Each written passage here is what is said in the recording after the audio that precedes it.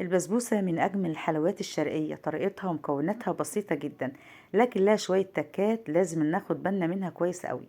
جربتيها قبل كده ونشفت منك، أو مش متماسكة، أو اللون مش مظبوط، أو حتى مش نفس طعم الجاهزة اللي بتشتريها من بره، أو مش شاربة الشربات؟ النهاردة إن شاء الله هقولك على التفاصيل والتكات بالظبط، وبعد الطريقة دي هتعملي أروع وألذ بسبوسة مظبوطة من إيدك الحلوين، وأجمل وأطعم من محلات الحلواني. هتعتمدي الطريقة ان شاء الله. هنعمل بسبوسة الشارع بالمية، من غير لبن، من غير بيكنج باودر. كل حاجة فيها مظبوطة، حتى السكر بتاعها مظبوط، لا زيادة قوي ولا قليل قوي. شايفة قوامها عامل ازاي؟ شكلها يفتح النفس، وطرية ومتماسكة، وشاربة الشربات، وحلوة جدا. كل حاجة فيها جميلة. يلا بينا نسمي الله ونصلي على الرسول، ونشوف طريقتنا ومقاديرنا. بس في البداية نسمي ونصلي على رسول الله. معايا هنا 500 جرام من الدقيق السميد من عند العطار، ما يعادل 3 أكواب وربع. هنزل عليهم بمعلقتين كبار من جوز الهند حوالي 25 جرام، ده اختياري لو حابة تحطي، ومعلقتين كبار من لبن البودر 25 جرام برضو. ليه؟ لان احنا هنا هنعمل بسبوسة بالمية، فهندعم البسبوسة بتاعتنا نحط معلقتين لبن بودر. هنقلب المقادير دي كلها مع بعضها. واهم خطوه بقى في البسبوسه يا بنات الخطوه الجايه دي، هنزل بكوبايه الا ربع من الميه حوالي 150 جرام، وعليهم كوبايه الا ربع من السكر 150 جرام، وبرده كوبايه الا ربع من السمنه حوالي 150 جرام.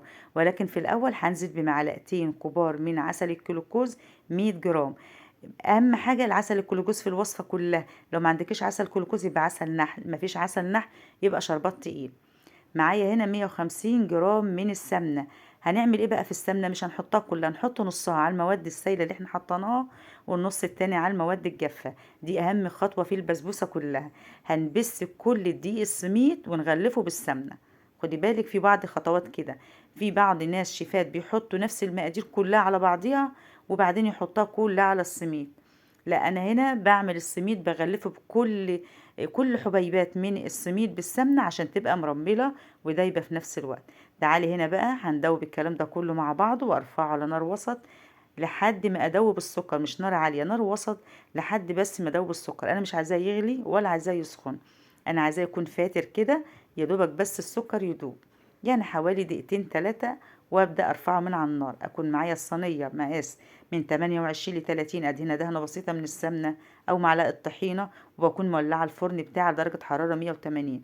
اجيب هنا بقى الخليط اللي احنا حطيناه على البوتاجاز، يا دوبك احط صباعي فيه كده، خلاص ايديا تستحمله، ابدا بقى استخدمه. هنحطه على المواد الجافه اللي هي السميد بالسمنه، ومش هنقلب، يا دوبك هنخلط الخليط كده بصوابع ايدينا. هنقلبه بس كده ايه تقليبتين كده بصوابع ايدينا. انا عايزه القوام بتاعه سايل زي ما انتوا شفت كده، مش عايزاه متماسك. المواد دي بس كده بتاعت السميد كلها في بعضيها سايله، يا دوبك ضربتين كده بايدي كده بس وخلاص. هنبدا نجيب الصينيه بتاعتي وننزل بيه الخليط السميد، وافرده بايديا كده عشان يكون قد بعضه تمام. واكون بقى مظبطه بقى كده شويه مكسرات، مفيش مكسرات تمام، هي كده ساده حلو. هنخبطها خبطتين على الرخامه. انا عندي هنا مكسرات سوداني، وعندي هنا كام حبايه كده من البندق قلت احطها، ولكن ما كفتش حطيت سوداني. ملحوظة مهمة جدا جدا يا بنات بالنسبة للتسوية. التسوية لازم تكون على نار هادية، تمام، على نار هادية، يعني وسط كده، مايلة للهادية شوية، ومع المتابعة المستمرة. وما نشغلش الشواية غير لما بتلاقي الجوانب تدي لون كده، وكمان السطح بيكون محمر. ابدا اشغل الشواية. الحرارة الهادية بتكرمل السكر مع بقية المكونات، فبتديكي لون وطعم رهيب جدا.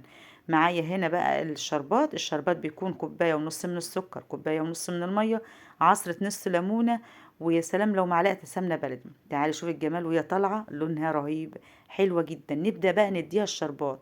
البسبوسة سخنة والشربات سخن. معايا البندق معايا اتحروق مش مشكلة، السوداني زي ما هو. اهم حاجة بقى هتلاقي الشربات البسبوسة تشرب الشربات كلها اهي. طريقتك تبقى صح. هنسيبها حوالي دقيقتين 3 نغطيها. هتلاقي في بعض تشققات كده، لا غطيها وسيبيها. الدقيق السميد هيشرب الشربات وينفش كده، وهتلاقيها كل التشققات اللي عندك ديت اتملت. بقت بالشكل ده. انا هقرب لك الكاميرا دلوقتي عشان تشوفيه قد ايه شربت الشربات كلها، وطريه وما فيهاش اي تشققات خالص، وطالعه لونها وطعمها وريحتها ممتازه جدا جدا. هنسيبها تهدى بقى وتعالي نقطعها. أنا بقى من حلاوتها وطعمها وريحتها كمان قطعتها وهي سخنة، سيبيها تبرد خالص وتعالي بقى نطلع منها قطعة كده واوريها لكم قد ايه طالعة متماسكة وطرية في نفس الوقت وشاربة الشربات وطعمها حلو جدا جدا. كل حاجة فيها مظبوطة بالكوباية وبالجرام، وهنكتب لك في صندوق الوصف المقادير بالكوباية والجرام عشان تطلع معاكي حلوة. شايفة عاملة ازاي الأرضية حلوة وجميلة ومتماسكة ومتكرملة ومقاديرها كلها بسيطة جدا جدا، أجمل وأطعم من بتاعة محلات الحلواني. بجد بعد الطريقة دي هتعتمديها.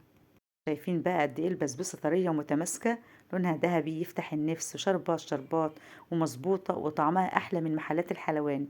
جربوها بالطريقة دي وإن شاء الله هتعتمدوها على طول. ما تنسوش تعملوا لايك واشتراك ومتابعة واستنوني في وصفات أحلى وأحلى. أنا عارفة إنكم هتجربوها وتدعولي، بس كمان دعمكم ليا مهم جدا. اعملوا لايك للفيديو وشاركوه مع أصحابكم عشان كلنا نستفاد. يا رب الفيديو البسيط ده يعجبكم. أشوفكم على خير. سلام عليكم.